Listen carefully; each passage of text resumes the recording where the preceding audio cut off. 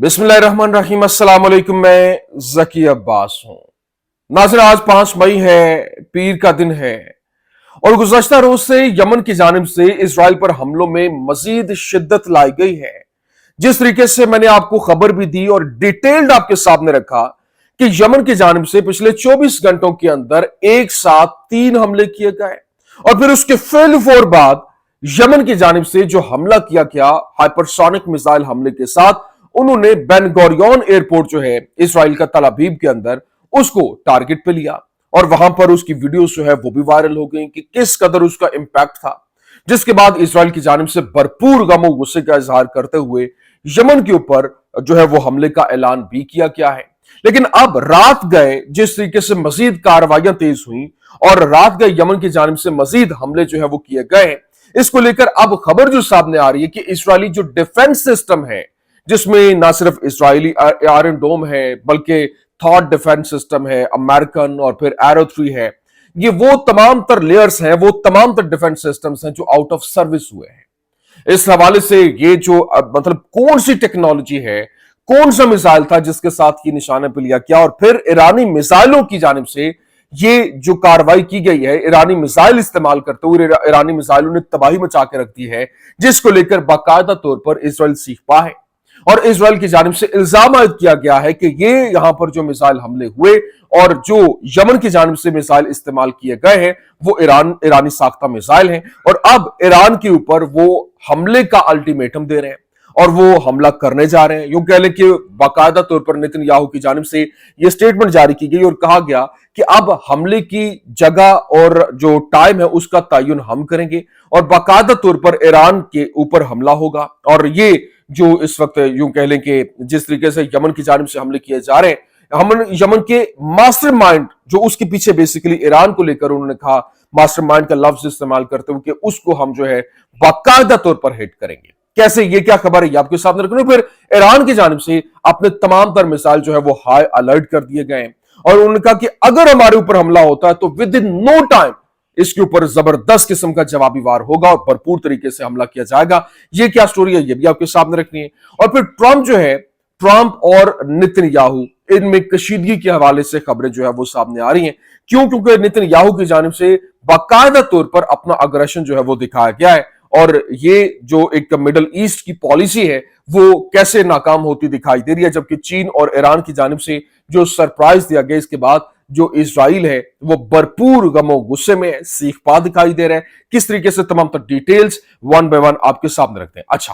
नाज़रीन, सबसे पहले मैं आपको बता दूं, देखिए इस वक्त जो यमनी होशी हैं उन्होंने गजा पर कार्रवाइयों को बढ़ाने के अपने फैसले के जवाब में इजरायली तसल्लुत को लेकर एक जामे फिजाई नाकाबंदी का ऐलान किया है और उन्होंने बताया कि हम हवाई अड्डों को बार बार निशाना बनाने के जरिए नाकाबंदी लगाने के लिए काम करेंगे और खास तौर पर जो इस वक्त इजरायली बेन गुरियन एयरपोर्ट है उसको लेकर उन्होंने टारगेट किया और उन्होंने कहा कि एयरलाइंस अब हवाई जहाजों और एजेंट्स की हिफाजत के लिए दुश्मन के हवाई अड्डों के तमाम परवाजें जो है वो मनसूख कर दें क्योंकि ये अब महफूज नहीं है। अब जब ये कार्रवाई होती है, ये सिनेरियो बनता है, तो आपको भी मालूम है कि मंजरनामा पूरे का पूरा बदल जाता है, हालात तब्दील हो जाते हैं और इसी को लेकर जो खबर क्या सामने आई, the most advanced US thought and Israeli arrow heads missile defence system are now out of service, western weapons are ageing fast and there is no time left to upgrade. मतलब इस वक्त यूं कह लें कि जो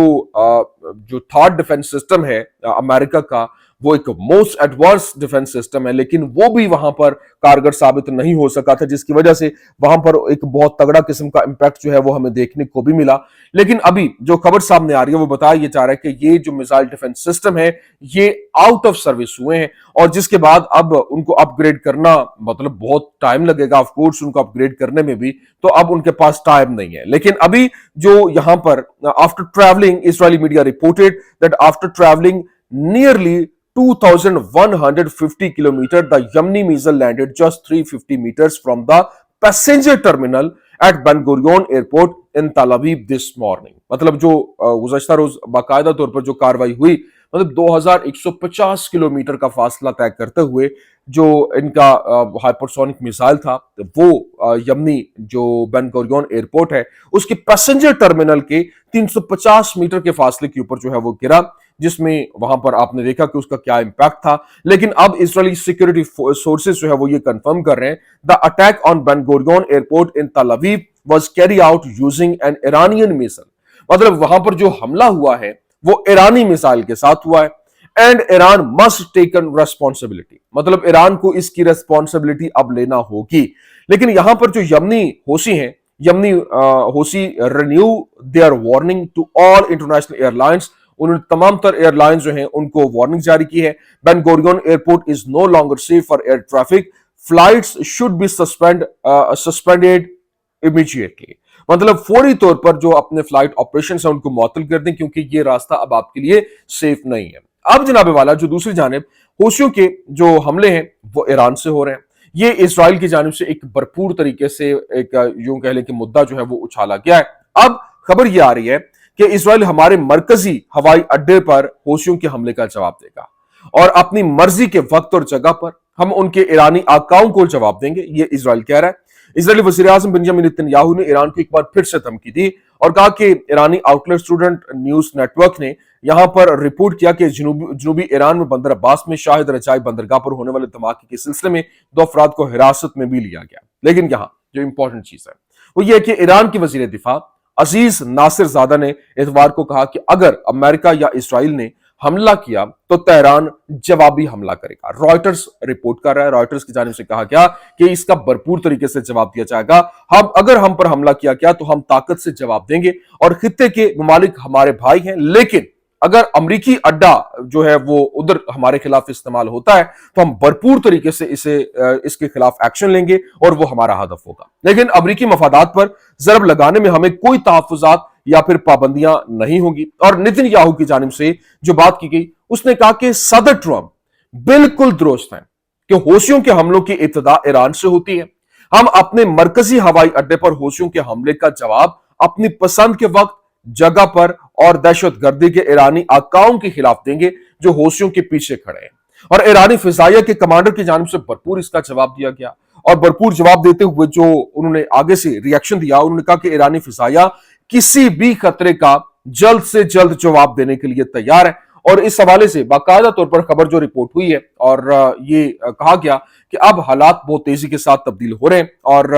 پرائم منسٹر نتن یاہو کی جانب سے اس حوالے سے ڈونلڈ ٹرمپ کا ٹویٹ جو ہے اس کو ری ٹویٹ کرتے ہوئے کہا گیا کہ president Trump is absolutely right. Attacks by the Houthis emanate from Iran. مطلب ایران کی سرپرستی میں ہو رہے ہیں. اسرائیل ول ریسپونڈ ٹو دا ہوسی attack against our main airport and at a time and place of our choosing to their Iranian terror masters. مطلب جو یہ ایران کو لے کر وہ کہہ رہے ہیں کہ یہ جو ٹیرر ماسٹرز ہیں ان کو ہم جواب دیں گے اور اپنی مرضی کی جگہ اور اپنی مرضی کا وقت کے تعین کے ساتھ ہم ان کے اوپر حملہ کریں گے اور بھرپور طریقے سے ان کے خلاف کارروائیاں عمل میں لائی جائیں گی. لیکن ابھی جو ساتھ ہی ایران کے جو اسلامی انقلابی گارڈ کور ہے IRGC اس کی ایروسپیس فورس نے باقاعدہ قاسم بصیر نامی ایک نئے درمیانے فاصل تک مار کرنے والے بیلسٹک میزائل کی نقاب کشائی کی ہے جس کی رینج کم از کم 1200 کلومیٹر ہے اور یہ اسرائیل کے اندر گہرائی کو نشانہ بنانے کی صلاحیت رکھتا ہے. اور میزائل انتہائی درستگی اور الیکٹرو آپٹیکل گائیڈنس سسٹم یعنی الیکٹرو آپٹیکل جنگی نظام کا حامل ہے اور دفاعی نظام اور تکنیکی تجزیہ کا اندازہ ہے کہ 5% سے کم میزائلوں کو یہ روک سکتے ہیں جو امریکہ اور پھر جو اسرائیل کے پاس ایئر ڈیفنس سسٹم ہے وہ. لیکن ابھی ایران کی جانب سے جو کارروائی کرنے کے حوالے سے ایران نے قاسم بصیر میزائل کی جو رہنمائی کی ہے امریکی تھاڈ اور ریڈار سے بچنا کاربن فائبر پلس اعلیٰ درجے کی رہنمائی اور اسٹیلتھ صحت سے جو ٹیکنالوجی سے وہ متعلق ہے اور رینج 1200 پلس کلومیٹر ہے. 5% اس کی انٹرسپٹ ریٹ ہے اور 0 انحراف کے ساتھ سٹرائکس ہیں اور کسی بھی اس کو GPS کی ضرورت نہیں اور جدید جنگ میں یہ مکمل طور پر گیم چینجر ثابت ہو سکتا ہے. اور اس حوالے سے باقاعدہ طور پر جو اس یوں کہہ لیں کہ پورے کا پورا منظرنامہ تبدیل کرتے ہوئے جو ایران کی جانب سے کہا گیا کہ ود ان نو ٹائم اگر ہمارے اوپر حملہ ہوتا ہے تو بھرپور طریقے سے جواب دیا جائے گا. اور یہ مثال انہوں نے اس کا کامیاب تجربہ کرتے ہوئے سب کے سامنے رکھ دیا کہ یہ لیں جی یہ کون سی ٹیکنالوجی اور کیسی ٹیکنالوجی ہے. لیکن اب دوسری جانب آج جاری ہونے والے جو میٹ دا پریس انٹرویو میں امریکی صدر ڈونلڈ ٹرمپ نے کہا کہ وہ صرف ایران کے جوہری پروگرام کے مکمل خاتمے کو قبول کریں گے اور انہوں نے مزید کہا کہ میں چاہتا ہوں کہ ایران واقعی کامیاب ہو. صرف ایک چیز جو اس کے پاس نہیں ہو سکتی وہ ہے جوہری ہتھیار اور یہ موقف secretary of state Marco Rubio اور دیگر حکام کے بیانات سے بالکل متصادم ہے، جنہوں نے کہا ہے کہ ایران سویلین جوہری پروگرام جاری رکھ سکتا ہے جب تک کہ افسودہ یورینیم پر پابندیاں عائد کی جائیں۔ لیکن یہاں دوسری جانب جو اسرائیلی اخبار ہے، نتن یاہو کے حوالے سے اس نے کہا کہ ٹرمپ کے اقدامات ایران کے بارے میں ان کے بیانات سے میل نہیں کھاتے۔ اب اسرائیلی اخبار اسرائیل ہایوم جو ہے اس نے ذرائع کا حوالہ دیتے ہوئے رپورٹ کیا اور بتایا کہ نتن یاہو نے اپنے اندرونی حلقے کو بتایا کہ ٹرمپ کی مشرق وسطیٰ کی پالیسیز ناکام ہو چکی ہیں اور نتن یاہو شام پر اپنا کنٹرول مضبوط کرنے میں ترک صدر کی ٹرمپ کی حمایت پر انتہائی فکر مند ہے۔ اور نتن یاہو ٹرمپ کی قومی سلامتی کی مشیر مائک وارٹس کی جو برطرفی سے بھی ناخوش ہیں، اور نتن یاہو کا کہنا ہے کہ ٹرمپ بند ملاقاتوں کے اندر ایران اور شام کے بارے میں درست کہتے ہیں لیکن اقدامات ان کے الفاظ سے میل نہیں کھاتے ہیں۔ تو یہ تو اب آپ اندازہ لگا لیجئے کہ کشیدگی کے ساتھ تک کہ میں نے گزشتہ روز بھی آپ کو بتایا تھا کہ ایک فیصلہ جو پیچھے سے ہو چکا کہ ہٹانا ہے، تو یہ فیصلہ جو ہے وہ ہو چکا ہے، لیکن اب دیکھنا یہ ہے کہ اس کے اوپر عمل درآمد کیسے کیا جائے۔ لیکن دوسری جانب اس وقت جو شام کے اندر حالات ہیں، مقامی ذرائع نے رپورٹ کیا کہ سویدا گورنری کے مضافات میں مسلح دھڑوں اور سویدا ملٹری کونسل کے درمیان شدید جھڑپیں جو ہے وہ جاری ہیں، اور دیر الزور کے قبیلے سویدا کے مضافات میں فوجی تصادم میں مسلح دھڑوں کی حمایت کے لیے کمک بھی بیچ رہے ہیں۔ لیکن ابھی جو فلسطینی مزاحمت ہے ان کے حملوں کے حوالے سے بھی خبر سامنے آ رہی ہے، اور انہوں نے بتایا کہ انہوں نے 2 جو اسرائیلی ٹینکس ہیں ان کو نشانے پہ لیا ہے اور باقاعدہ طور پر وہاں پر جو الجنینہ، رفح اور صدرن غزہ کے اندر یہ کاروائی جو ہوئی ہے، کہاں پر الزہرا مسجد جو ہے اس کے قریب، جہاں پر متعدد ان کے زخمی اور جو ہے وہ جان کی بازی بھی ہارتے دکھائی دیے۔ لیکن اسرائیل کے وزیر خزانہ بیسلیل سمیٹرچ اس کی جانب سے کہا گیا کہ وقت آ گیا کہ غزہ پر حملہ کیا جائے اور اس پر تسلط جمایا جائے، فوجی حکومت قائم کی جائے، ان سے علاقہ چھین لیا جائے۔ صدر ٹرمپ کے غزہ سے 15 سے 20 لاکھ شہریوں کو نکالنے کے منصوبے پر عمل درآمد کا وقت جو ہے وہ آن پہنچا ہے۔ تو یہ جناب والا اس وقت کے سچویشن ہے، یہ اس وقت کے حالات ہیں۔ لیکن عبرانی میڈیا نے انسانی ہمدردی کے زون اور امداد کی آڑ میں اسرائیل کے نئے منصوبے کی رپورٹ جو ہے وہ بھی سامنے رکھتی ہے، اور جنگ کو بڑھانے کا منصوبہ ہے۔ کابینہ آج پلان کی منظوری دے گی اور 10,000 جو ریزروسٹ بھرتی کیے جائیں گے، اور اسرائیلی فوج انسانی بنیادوں پر علاقوں کو خالی کرے گی اور وہ علاقوں کا کنٹرول سنبھالے گی اور ان میں رہے گی، اور پھر محفوظ زون جو ہے وہ کوئی نئی انسانی ہمدردی یا محفوظ زون نہیں ہوگا۔ اگر